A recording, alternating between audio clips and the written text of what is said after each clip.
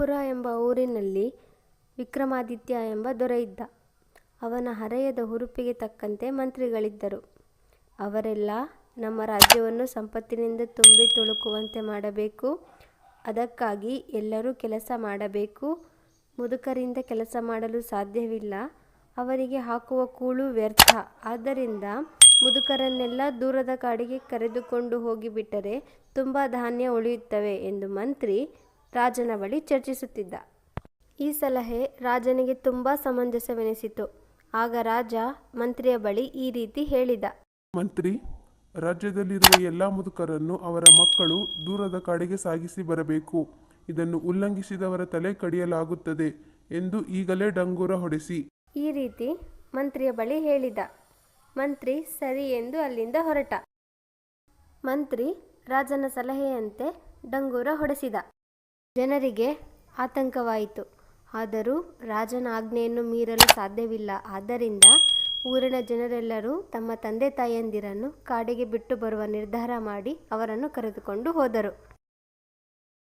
ಅದೇ ಊರಿನಲ್ಲಿ ಮಹೇಶ ಎಂಬ ಒಬ್ಬ ಬಡ ರೈತನಿದ್ದ. ಅವನ ತಂದೆ ಹಣ್ಣು ಮುದುಕನಾಗಿದ್ದ. ತಂದೆಯ ಮೇಲೆ ಅವನಿಗೆ ತುಂಬ ಪ್ರೀತಿ ಇತ್ತು. ಆದರೆ ರಾಜಾಜ್ಞೆಯನ್ನು ಮೀರಲು ಸಾಧ್ಯವಿಲ್ಲ. ಆದ್ದರಿಂದ ಅವನು ಎರಡೂ ಕಣ್ಣುಗಳಲ್ಲಿ ನೀರು ಹರಿಸುತ್ತಾ ತಂದೆಯ ಬಳಿ ಹೋಗಿ ಈ ವಿಚಾರ ತಿಳಿಸಿದ. ಆಗ ಮಹೇಶನ ತಂದೆ ಈ ರೀತಿ ಹೇಳಿದ. ಮಗನೇ, ಚಿಂತಿಸಬೇಡ.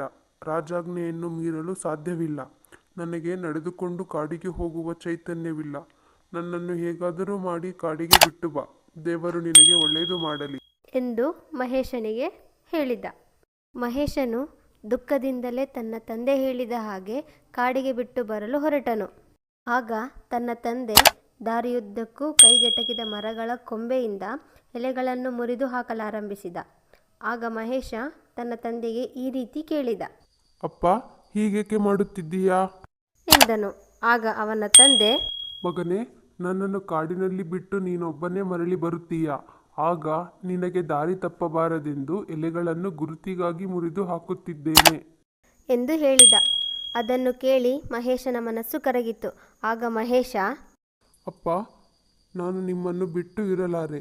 ನಾವು ಮರಳಿ ಮನೆಗೆ ಹೋಗೋಣ. ಯಾರಿಗೂ ಗೊತ್ತಾಗದಂತೆ ರಹಸ್ಯವಾಗಿ ನಿಮ್ಮನ್ನು ಮನೆಯಲ್ಲಿ ಕಾಪಾಡುತ್ತೇನೆ ಎಂದು ಹೇಳಿ ತಂದೆಯನ್ನು ಮನೆಗೆ ಕರೆದುಕೊಂಡು ಬಂದು ನೆಲಮಾಳಿಗೆಯಲ್ಲಿ ಇರಿಸಿದ.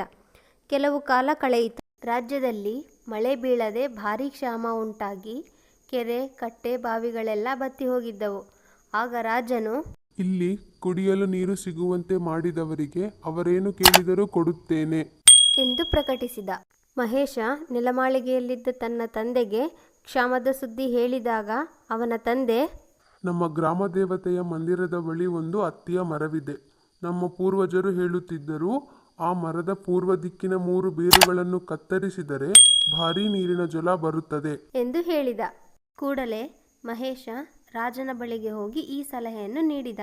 ಆಗ ರಾಜ, ಈ ಒಳ್ಳೆಯ ಕೆಲಸ ನಿನ್ನ ಕೈಯಿಂದಲೇ ಆಗಲಿ ಎಂದು ಹೇಳಿದ.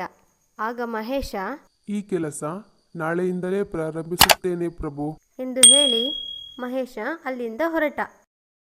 ಮಹೇಶನು ತನ್ನ ತಂದೆಯ ಸಲಹೆಯಂತೆ ಮರುದಿನವೇ ಅತ್ತಿಯ ಮರದ ಬೇರುಗಳನ್ನು ಕತ್ತರಿಸಲು ಪ್ರಾರಂಭಿಸಿದ.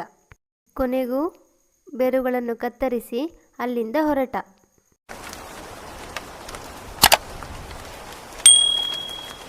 ಮರುದಿನವೇ ಆ ಊರಿಗೆ ಧಾರಾಕಾರವಾಗಿ ಮಳೆ ಸುರಿಯಿತು. ಬತ್ತಿ ಹೋಗಿದ್ದ ಕೆರೆ, ಕಟ್ಟೆ, ಬಾವಿಗಳೆಲ್ಲ ತುಂಬಿಕೊಂಡವು. ಬಹುದಿನಗಳಿಂದ ನೀರನ್ನೇ ಕಾಣದಿದ್ದ ಊರಿನ ಜನರು ಖುಷಿಯಿಂದ ನೀರನ್ನು ಕುಡಿದು ಜೀವ ಉಳಿಸಿಕೊಂಡರು. ನೀರು ನಿರಂತರವಾಗಿ ಹರಿಯುತ್ತಾ ಇತ್ತು. ಇದರಿಂದ ಸಂತೋಷಗೊಂಡ ರಾಜ ಮಹೇಶನನ್ನು ಕರೆಸಿ ಈ ರೀತಿ ಕೇಳಿದ. ಇಷ್ಟು ದಿನಗಳ ಕಾಲ ಬರಗಾಲದಿಂದ ಇದ್ದ ಊರಿಗೆ ನಿನ್ನ ಸಲಹೆಯಿಂದ ಮಳೆಯನ್ನು ತರಿಸಿ ಜನರ ಪ್ರಾಣವನ್ನು ಕಾಪಾಡಿದೆ. ಆದ್ದರಿಂದ ನಿನ್ನ ಕೋರಿಕೆ ಏನು ಎಂದು ಕೇಳಿದ. ಆಗ ಮಹೇಶ, ಮುದುಕರನ್ನು ಕಾಡಿಗೆ ಬಿಟ್ಟು ಬರುವ ಕಾನೂನನ್ನು ರದ್ದು ಮಾಡಿರಿ. ಬೇರೇನೂ ನನಗೆ ಬೇಡ ಎಂದು ಹೇಳಿದ. ಆಗ ರಾಜನಿಗೆ ತುಂಬ ಕೋಪ ಬಂದಿತು. ಕೋಪದಿಂದಲೇ ಹುಬ್ಬು ಗಂಟಿಕ್ಕಿ ಈ ರೀತಿ ಕೇಳಿದ. ಅದೇಕೆ ಈ ಕೋರಿಕೆ ಎಂದು ಕೇಳಿದ. ಆಗ ಮಹೇಶ ಈ ರೀತಿ ಹೇಳಿದ. ನನ್ನ ಮುದಿ ತಂದೆಯ ಸಲಹೆ ಇಲ್ಲದಿದ್ದರೆ ನಾವು ನೀರಿಲ್ಲದೆ ಸಾಯಬೇಕಿತ್ತು ಎಂದು ಮಹೇಶ ತನ್ನ ತಂದೆಯನ್ನು ರಹಸ್ಯವಾಗಿ ತಾನು ಕಾಪಾಡುತ್ತಿರುವುದನ್ನು ಅವನು ಕೊಟ್ಟ ಸಲಹೆ ಇಲ್ಲದಿದ್ದರೆ ತಾವೆಲ್ಲರೂ ನೀರಿಲ್ಲದೆ ಸಾಯಬೇಕಿತ್ತು ಎಂದು ಮಹೇಶ ನಿಜ ವಿಷಯವನ್ನು ವಿವರಿಸಿದ. ಆಗ ರಾಜನ ಕಣ್ಣು ತೆರೆಯಿತು. ಮುದುಕರಿಂದ ಮುಂದಿನ ಜನಾಂಗಕ್ಕೆ ಮಾರ್ಗದರ್ಶನ ಮತ್ತು ಪ್ರಯೋಜನ ಇದೆ ಎಂಬುದು ಅರಿವಾಗುತ್ತಲೇ ಈ ಕುರುಡು ಕಾನೂನನ್ನು ರದ್ದು ಮಾಡಿ ಮಹೇಶನನ್ನು ಸನ್ಮಾನಿಸಿದ. ಒಂದೂರಿನಲ್ಲಿ ರಾಮಪ್ಪ ಎಂಬ ಮುದುಕನಿದ್ದ. ಅವನಿಗೆ ವಯಸ್ಸಾಗಿತ್ತು. ಅವನಿಗೆ ಸ್ವಲ್ಪ ಜಮೀನು ಕೂಡ ಇತ್ತು. ಅದನ್ನು ಉಳುಮೆ ಮಾಡಿ ಬೆಳೆ ಬೆಳೆಯುವ ಕಾಲ ಬಂದಿತ್ತು. ಆದರೆ ಜಮೀನಿನಲ್ಲಿ ಕೆಲಸ ಮಾಡುವ ಚೈತನ್ಯ ಅವನಿಗೆ ಇರಲಿಲ್ಲ.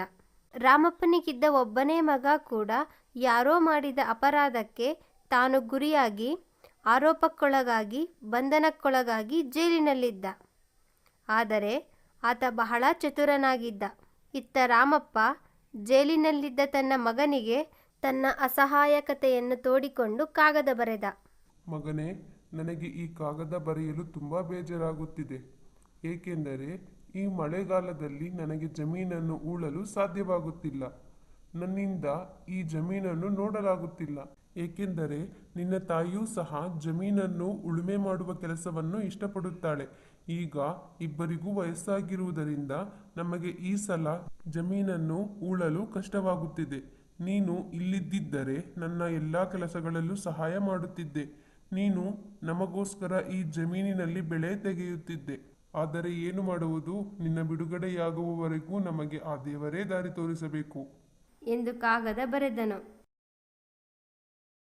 ಕೆಲವು ದಿನಗಳ ಬಳಿಕ ಆ ತಂದೆಗೆ ಮಗನಿಂದ ಮರು ಉತ್ತರ ಬಂದಿತು. ಏನೆಂದರೆ, ಅಪ್ಪ, ನಿಮ್ಮ ಪತ್ರ ತಲುಪಿತು. ಸಕಲ ವಿಷಯವೂ ತಿಳಿಯಿತು. ದಯವಿಟ್ಟು ಬೆಳೆ ಬೆಳೆಯಲು ಜಮೀನನ್ನು ಅಗೆಯಬೇಡಿ. ಅಲ್ಲೇ ನಾನು ಕದ್ದ ವಸ್ತುಗಳನ್ನು ಮುಚ್ಚಿಟ್ಟಿರುವುದು. ಇದನ್ನು ಯಾರಿಗೂ ಹೇಳಬೇಡಿ ಎಂದು ಬರೆದಿದ್ದ. ಈ ಕಾಗದವನ್ನು ಓದಿದ ತಂದೆಗೆ ತಲೆಬುಡ ಗೊತ್ತಾಗಲಿಲ್ಲ. ಮಾರನೇ ದಿನ ಬೆಳಗ್ಗೆ ರಾಮಪ್ಪ ಎದ್ದು ನೋಡುತ್ತಾನೆ. ಅವನ ಮನೆಯ ಮುಂದೆ 10ರಿಂದ 15 ಪೊಲೀಸರು ಬಂದು ರಾಮಪ್ಪನನ್ನು ಅವನ ಜಮೀನಿನ ಬಳಿ ಕರೆದುಕೊಂಡು ಹೋಗುತ್ತಾರೆ. ಕರೆದುಕೊಂಡು ಹೋಗಿ ಅವನ ಎದುರೇ ಜಮೀನನ್ನು ಅಗೆಯುತ್ತಾರೆ.